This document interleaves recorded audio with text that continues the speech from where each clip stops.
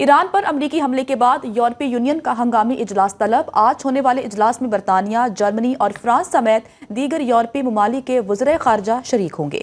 International atomic energy agency کا ہنگامی اجلاس بھی آج ہوگا۔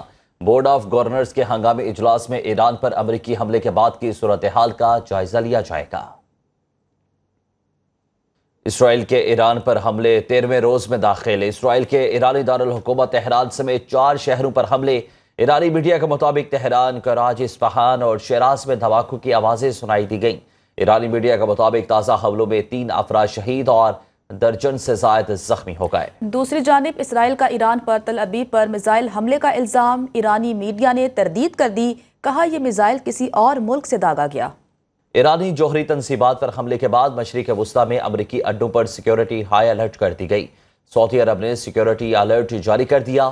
بحرین کی وزارت داخلہ کی شہریوں کو غیر ضروری سفر سے گریز کی اپیل۔ کویت کا دفاعی کونسل کا اجلاس مستقل جاری رکھنے کا اعلان۔ قطر اور متحدہ عرب امارات میں قائم امریکی فوجی اڈوں پر بھی سیکیورٹی سخت کر دی گئی۔ متحدہ عرب امارات کے صدر محمد بن زائد ال نہیان کا سعودی ولی عہد امیر قطر اور امیر کویت سے ٹیلی فونک رابطہ۔ خلیجی رہنماؤں نے فریقین سے تنازع کے سفارتی حل پر زور دیا۔ مختلف ایئر لائنز بھی مشرق وسطی کی فضائی حدود کے استعمال سے کترانے لگیں۔ امریکہ کے ایرانی جوہری تنصیبات پر حملے کی وجہ سے عالمی معیشت پر منفی اثرات جاری ہیں۔ ایشیائی سٹاک مارکیٹس میں کاروبار کا آغاز مندی کے ساتھ ہوا۔ تائیوان سٹاک مارکیٹ 1.5% گر گئی۔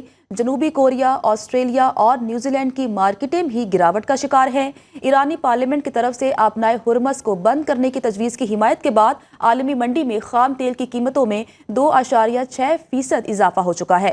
برینٹ کروڈ کی فی بیرل قیمت $79 اور WTI کروڈ کی قیمت $74.75 کی بلند سطح پر پہنچ گئی ہے۔ OIC کی ایران پر امریکی حملوں کی شدید مذمت، فوری جنگ بندی کا مطالبہ کر دیا۔ استنبول میں ہونے والے OIC وزرائے خارجہ اجلاس کا مشترکہ اعلامیہ جاری۔ OIC کا علاقائی صورتحال پر وزارتی رابطہ گروپ قائم کرنے کا فیصلہ۔ اعلامیہ میں کہا گیا کہ بین الاقوامی برادری جارحیت روکنے کے لیے مؤثر اقدامات کرے۔ اسرائیل کو اس کے جرائم پر جواب دہ کیا جائے۔ وزیر اعظم شہباز شریف نے قومی سلامتی کمیٹی کا اجلاس طلب کر لیا۔ ذرائع کے مطابق اجلاس میں سول اور عسکری قیادت شرکت کرے گی۔ ایران اسرائیل امریکہ تنازع پر تفصیلی مشاورت ہوگی۔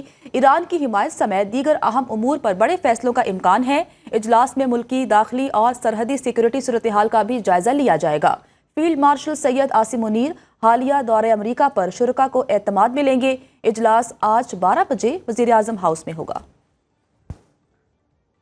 امریکی نائب صدر JD وینس کا کہنا ہے کہ ایران سے تنازع طویل ہونے کا خوف نہیں۔ ایران میں زمینی فوج اتارنے میں کوئی دلچسپی نہیں۔ امریکہ ایران کے ساتھ سفارتی عمل کو آگے بڑھانا چاہتا ہے۔ امریکی وزیر خارجہ مارکو روبیو نے کہا جوابی حملہ ایران کی بڑی غلطی ہوگا۔ دنیا 24 گھنٹے کے مقابلے پہلے سے زیادہ محفوظ ہے۔ امریکہ بات چیت کے لیے تیار ہے۔ صدر ٹرمپ کی خواہش ہے کہ اس مسئلے کو سفارتی طریقے سے حل کیا جائے۔ ایران پر امریکی حملے کے بعد یورپی یونین کا ہنگامی اجلاس طلب۔ آج ہونے والے اجلاس میں برطانیہ، جرمنی اور فرانس سمیت دیگر یورپی ممالک کے وزرائے خارجہ شریک ہوں گے۔